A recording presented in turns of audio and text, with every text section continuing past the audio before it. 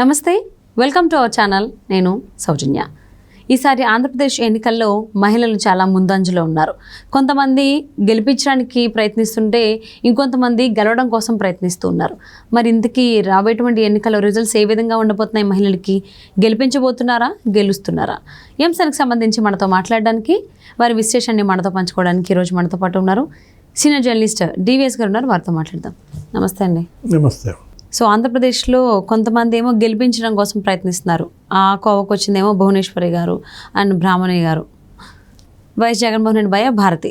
వీళ్ళేమో గెలిపించడం కోసం ప్రయత్నిస్తారు, వారి భర్తల్ని గెలిపించడం కోసం. ఇంకొంతమంది డైరెక్ట్గా పోటీలోకి దిగుతున్నారు. సో లైక్ రోజా, విడుదల రజని అండ్ షర్మిల. సో ఈసారి ఎన్నికల్లో మహిళలు ముందంజలో ఉండడం చూస్తూనే ఉన్నాము. మరి ఈ మహిళలు గెలిపించబోతున్నారా, గెలవబోతున్నారా, ఏంటంటారు? భర్తల తరపున ప్రచారం చేస్తున్న మహిళలు కొంతమంది మహిళలే వాళ్లే అభ్యర్థులుగా పోటీ చేస్తూ వాళ్ళ ప్రచారం. ఈ మహిళల యొక్క ప్రభావం ప్రజలపైన ఎలా ఉండబోతోంది? పోటీ నడుస్తోందా? బ్రాహ్మణికి భారతీకి మధ్య రేస్ నడుస్తోందా? పులివెందుల్లో జగన్మోహన్ రెడ్డికి వచ్చిన మెజారిటీ కన్నా కూడా మంగళగిరిలో తన భర్త లోకేష్కి ఎక్కువ మెజారిటీ తేవాలని బ్రాహ్మణి ఇంటింటికి తిరుగుతోందా? వీళ్ళ మధ్య ఏమన్నా రేస్, పోటీ నడుస్తున్నట్టుగా మనకు కనపడుతోంది. మీడియాలో కూడా చూసినట్లయితే ఇవాళ మేడం భారతి జగన్మోహన్ రెడ్డి తరపున పులివెందుల మొత్తం ప్రచారం చేస్తున్నారు. అటు కడప అభ్యర్థి అవినాష్ రెడ్డిని గెలిపించాలని, తర్వాత ఇటు తన భర్త జగన్మోహన్ రెడ్డిని గెలిపించాలని. కానీ అక్కడ ఆమెకి నిలదీతలు. అవును, ఇక్కడ మనం చూసాం ఆ వైసీపీ సర్పంచ్ భర్త, అతను ఎవరో భాస్కర్ రెడ్డి, అవును, కుమరాంపల్లిలో ఏమని ఆ పాస్ పుస్తకం చూపించి, ఎందుకమ్మా మీ ఆయన ఫోటో ఈ పాస్ పుస్తకం మీద, నా ఫోటో కదా ఉండాల్సింది, నువ్వన్నా చెప్పు మీ ఆయనతో రైతుల పాస్ పుస్తకాల పైన జగన్మోహన్ రెడ్డి ఫోటో తీయమని. అక్కడే కాదు, మరో చోట ఇంకో మహిళ ఏమని నిలదీసింది, తనకి పింఛన్ రావట్లేదని, తనకి అనేక సార్లు తిరిగినా పింఛన్ ఇవ్వలేదని, ఇల్లు కట్టుకోవటానికి ఇల్లు అడిగితే ఇవ్వలేదని ఇంకో ముసలామె, రోడ్లు గుంతలమయమయ్యా అని చెప్పి మరొకరు, అడుగడుగున నిలదీతలు ముఖ్యమంత్రి జగన్మోహన్ రెడ్డి భార్య మేడం భారతి ఎదుర్కొంటున్నా మనం మీడియాలో చూస్తున్నాము. మరోవైపు ఇక్కడ మంగళగిరిలో బ్రాహ్మణి, వీళ్ళిద్దరి మధ్య రేసా అని కూడా మనం అనుకున్నాం. బ్రహ్మణి నారా లోకేష్ ప్రచార బాధ్యతలు తనే భుజాన వేసుకుంది. లోకేష్ యువగళం రాష్ట్ర వ్యాప్తంగా పర్యటిస్తూ అటు రాయలసీమలో, ఉత్తరాంధ్రలో కూడా అభ్యర్థుల గెలుపుల కోసం అతను రోడ్ షో, పబ్లిక్ మీటింగ్స్లో అతను ఉన్నప్పుడు బ్రహ్మణి ఇంటింటికి తిరుగుతోంది. వాలీబాల్ కూడా ఆడుతుంది అనుకుంటా. ఎక్కడో మనం చూసాం బ్రాహ్మణి అక్కడ ఉన్నటువంటి ఆ స్టూడెంట్స్తో, పిల్లలతో వాలీబాల్ ఆడుతూ అందరికీ కనెక్ట్ అవుతాం. అన్ని ఏజ్ గ్రూప్స్కి అక్కడ కనెక్ట్ అవుతూ తెలుగుదేశం పార్టీని గెలిపించమని వాళ్ళ మాంగారు మాజీ ముఖ్యమంత్రి చంద్రబాబుని జైలు పాలు చేయటం గురించి, లేదు తన భర్త పైన తప్పుడు కేసులు 23 కేసులు లోకేష్ పైన పెట్టడం గురించి. అక్కడ మంగళగిరి విషయానికి వచ్చేసరికి నర్చరింగ్ ఏది, అసలు ప్రభుత్వంతో సంబంధం లేకుండానే వీళ్ళ ట్రస్ట్ ద్వారా, ఎన్టీఆర్ చారిటబుల్ ట్రస్ట్ ద్వారా అక్కడ తాగునీరు అందించటం, వైద్య సాయం అందించటం, ప్రభుత్వానికి దీటుగా అక్కడ ఉపాధి కార్యక్రమాలు, అదేదో టాటా ట్రస్ట్ ద్వారా వాళ్ళేదో ఒక ఇది పెట్టుకుని అక్కడ లేడీస్ అందరికి కూడా శిక్షణ ఇవ్వడం, అటు విద్య, ఇటు ఉపాధి, అటు వైద్యం. మంగళగిరిని ఒక ఆదర్శ నియోజకవర్గంగా ఓడిపోయిన అభ్యర్థి ఎవరు? లోకేష్. జనరల్గా ఏంటంటే గెలిచిన ఎమ్మెల్యే చేశాడంటే రెండోసారి అని గెలుపు కోసం చేస్తున్నాడు అనుకుంటాం. ఇతను ఓడాడు, కానీ ఓడిన అభ్యర్థి ఒక నియోజకవర్గాన్ని ఇంత గొప్పగా నర్చరింగ్ చేయటం, అన్ని విధాలా ఆదుకోవటం, ప్రభుత్వం చేయాల్సిన పనులు ప్రతిపక్షంలో ఉండి వాళ్ళు చేయటం, అది అసలు ఒక పెద్ద మిరకిల్. ఎక్కడ? మంగళగిరిలో. మనం చూసాం గతంలో కూడా లోకేష్ తను 5334 5334 ఓట్లతో నన్ను ఓడించారు, దాని పక్కన 0 పెట్టండి, 53,340 ఓట్లతో మీరు మెజార్టీతో నన్ను గెలిపించాలా, నేను నియోజకవర్గాన్ని ఈ విధంగా ఓడిపోయినా అంటిపెట్టుకుని ఉన్నాను అంటూ ఇవాళ బ్రహ్మణి కూడా అదే ప్రజల్లోకి తీసుకువెళ్తోంది, కనెక్ట్ అవుతోంది. అటు వృద్ధులతో ఇటు అన్ని వయస్కుల పిల్లలతో కూడా వాలీబాల్ ఆడటం కానీ మనం చూసాం. ఇక భువనేశ్వరమ్మ ఎక్కడ కుప్పం ప్రచార బాధ్యతలు మాజీ ముఖ్యమంత్రి చంద్రబాబు రాష్ట్ర వ్యాప్తంగా ఆయన ఏంటి ఆ ప్రజాగళం. ఇప్పటికీ ఈ వయసులో ఆయన 90 సభల్లో మాట్లాడాడు. 30 రోజుల్లో 90 సభల్లో మాట్లాడితే చంద్రబాబు 30 సభలు మాట్లాడటానికి జగన్మోహన్ రెడ్డి పెట్టలాడుతోంది. ఒకరోజు విరామం ప్రకటిస్తాడు, ఒకరోజు పండగ ఉంది ఇవాళ ప్రచారం లేదంటాడు. వీళ్ళ వయసు ఎంత? 50. ఆయన మరి ఆ వయసుకి అంత ఎండలో చెమటోడుస్తూ ఆయన అంత ఉధృతంగా ప్రచారం. నీకు 90 సభలు జరిపాడంటే అది ఇక నీకు ఎంత ఎనర్జీ లెవెల్స్ అనేది నీకు అర్థమవుతుంది. అలాంటి పరిస్థితుల్లో కుప్పం ప్రచార బాధ్యతలు ఎవరు? భువనేశ్వరమ్మ తీసుకుంది. నామినేషన్ వేయడం దగ్గర నుంచి అక్కడ ప్రతి మండలంలో వెళ్తూ అన్ని వర్గాల ప్రజలతో కూడా బీసీ, ఎస్సీ, ఎస్టీ, ముస్లిం ఆత్మీయ సమ్మేళనాలు జరుపుతూ నిజం గెలవాలని ఆమె అసలు 9,000 కిలోమీటర్లు బస్సు యాత్ర చేసింది. ఇవాళ భువనేశ్వరమ్మకి మరి భారతీకి మధ్య రేసు నడుస్తోందా?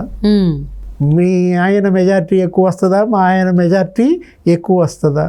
కుప్పంలో చంద్రబాబు మెజార్టీయే అక్కడ ఎంపీని గెలిపిస్తుంది.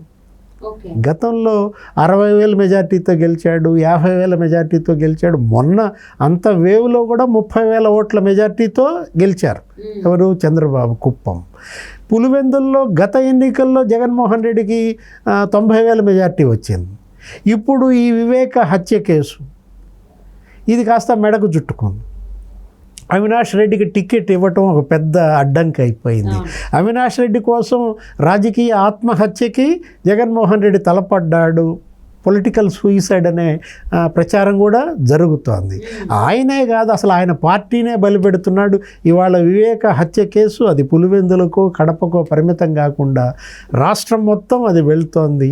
దాన్ని గతంలో తెలుగుదేశం పార్టీ మీదకి నెట్టి నారాసుర రక్త చరిత్ర అని రాసి తెలుగుదేశం ఓటమికి అది కారణమైంది.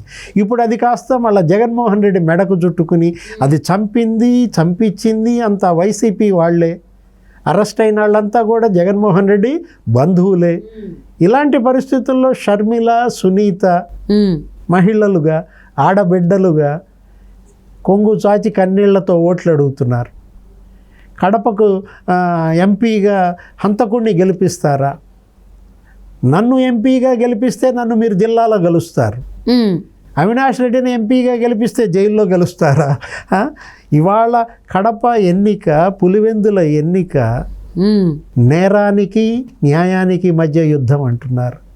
అవినాష్ రెడ్డి గెలుపు నేరం గెలుపు అంటున్నారు, షర్మిల గెలుపు న్యాయం గెలుపు అంటున్నారు.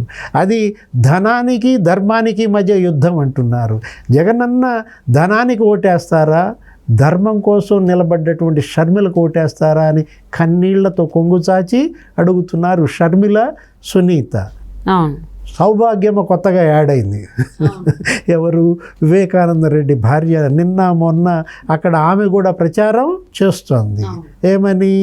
షర్మిలను గెలిపించండి, మళ్ళా రాజశేఖర రెడ్డి పరిపాలన రావాలంటే రాజశేఖర రెడ్డి వారసురాలు షర్మిల అంటూ జగన్మోహన్ రెడ్డి గతంలో కూడా ఆమె ఒక ఓపెన్ లెటర్ కూడా రాసింది, హంతకుడికి టికెట్ బాబు అని చెప్పి. కానీ అవినాష్ రెడ్డి తప్పు చేయలేదని నేను నమ్మాను, అందుకే టికెట్ ఇచ్చానంటాడు జగన్మోహన్ రెడ్డి. ఇవాళ వీళ్ళే కాదు, ఒకవైపు అక్కడ మంత్రులు, మహిళా మంత్రులు పోటీ చేస్తున్నారు. వీళ్ళేంటి? గెలిపించమని అడుగుతున్నారు. అసలు గెలుపు కోసం పోరాడుతున్న మహిళలు, మంత్రులు ఉన్నారు. జగన్మోహన్ రెడ్డి మంత్రివర్గంలో అసలు ఏ మంత్రి అయినా గెలుస్తాడా? ఇవాళ అదో అపనమ్మకంగా మారింది. ముఖ్యమంత్రే సొంత నియోజకవర్గంలో ఎదురీస్తూ ముఖ్యమంత్రి భార్యనే అక్కడ ప్రజలు నిలదీస్తుంటే ఇక్కడ ఈ మంత్రుల్లో ఎంతమంది గెలుస్తారు అంటే మనం వేళ్ల మీద లెక్క పెడదామన్నా ఎవరు దొరకట్లేదు. ఇవాళ రోజా అక్కడ ఎదురుతోంది, అక్కడ నగరిలో. అక్కడ వైసీపీ వాళ్ళే చెప్పారు రోజక్కనికి టికెట్ ఇస్తే మేము ఓడిస్తామని, ఇవ్వద్దు అని కూడా అందరూ చెప్పారు. తెలుగుదేశంలో జరిపోయారు. ఏది వైసీపీ వాళ్ళంతా కూడా అక్కడ జడ్పీటీసీలు, అక్కడ మండల పార్టీ ప్రెసిడెంట్లు అందరూ తెలుగుదేశంలో జరిపోయి వాళ్ళ రోజాని ఎట్టి పరిస్థితుల్లో గెలిపించడానికి వీలు లేదంటూ ఆమె అవినీతిని, ఆమె అన్నదమ్ములు వాళ్ళు చేసినటువంటి అక్రమాలని ఎలా వసూళ్లు చేశారు, ఎవరో ఆ మున్సిపల్ చైర్మన్ టికెట్ ఇస్తానని 40 లక్షలకి బేరం కుదుర్చుకుని డబ్బులు ఎగ్గొట్టారని చెప్పి, అక్కడ కూడా ఒక భువనేశ్వరి అమ్మాయి ఎవరు, ఆమె పేరు కూడా కార్పొరేటర్ అన్నమాట, ఎలా ఆమె వాళ్ళ యొక్క ఆ డబ్బులు అవన్నీ కూడా బయట పెట్టింది, ఎప్పుడు ఎంత పే చేసిందనేది ఒప్పుకున్నారు.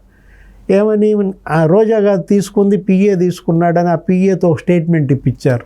ఏమని, మేము తీసుకున్నది 40 లక్షలు కాదు 25 లక్షలే, అందులో 21 ఇచ్చాను, మిగతా ఇచ్చేస్తానని. ఇలా అన్నీ రోజా మెడకి చుట్టుకున్న పరిస్థితి. విడుదల రజని మరో మంత్రి, ఇక్కడ ఆమె ఎదురుతోంది. ఆమె కూడా సేమ్ ఇష్యూ. ఏది, ఆమె ఏంటి, చిలకలూరిపేట టికెట్ అమ్ముకుందంట. అక్కడ ఎవరు, మల్లెల రాజేష్ నాయుడు తన దగ్గర ఎంత డబ్బులు తీసుకుంది, 4 కోట్లు 6 కోట్లు డబ్బులు ఎలా మాట్లాడుకుంది, సజ్జలేదో పంచాయతీ చేశాడు, 3 కోట్లు ఇప్పించాడు, ఇంకా ఇవ్వాల్సిన డబ్బులు ఉన్నాయి అని చెప్పి వైసీపీ అక్కడ నాయకుడు రాజేష్ నాయుడు విడుదల రజని అవినీతిని బయటపెట్టాడు. ఇలా ఆ మంత్రులుగా పోటీ చేస్తున్నటువంటి నిన్న కూడా మనం చూసాం, హోంమంత్రి వనిత, ఆమె మీద ఏదో దాడి జరిగిందని అక్కడ బిల్డప్ ఇచ్చారు. ఇప్పుడు ఓటమి అంచుల్లో కొట్టుకుంటోంది వైసీపీ. వీళ్ళందరినీ మరి ఎలా బయట వేయాలా అని పాపం చాలా ఇబ్బందులు పడుతున్నారు. ముఖ్యమంత్రి జగన్మోహన్ రెడ్డి పరిస్థితే పులివెందుల్లో అలా మారిందంటే, ఆయన భార్య మరి భారతినే నిలదీస్తున్నారంటే, ఇప్పుడు ఈ పోటీల్లో నువ్వు చెప్పు, ఈ రేసులో భారతి గెలుస్తుందా, బ్రహ్మణి గెలుస్తుందా? బ్రహ్మణి భారతి రేసులో ఎవరి భర్తకి ఎక్కువ మెజారిటీ వస్తుందంటే ఏం చెప్తాం? సో ముగ్గురిది కూడా బాతోనే స్టార్ట్ అయింది, భువనేశ్వరి, బ్రాహ్మణి అండ్ భారతి. సో ప్రజలే డిసైడ్ చేయాలా, ప్రజలే జూన్ 4 వరకు వెయిట్ చేయాల్సిందే. ఈవెన్ ఇప్పుడు మే 13 బట్టన్ నొక్కినా కానీ చూద్దామండి. ఆల్మోస్ట్ భూబాతోనే ఉంటారు అనుకుంటున్నాము అందరూ కూడా. ఏం జరిగిద్దో చూద్దాం. థ్యాంక్ యూ సో మచ్ డిగేష్ గారు. నమస్తే.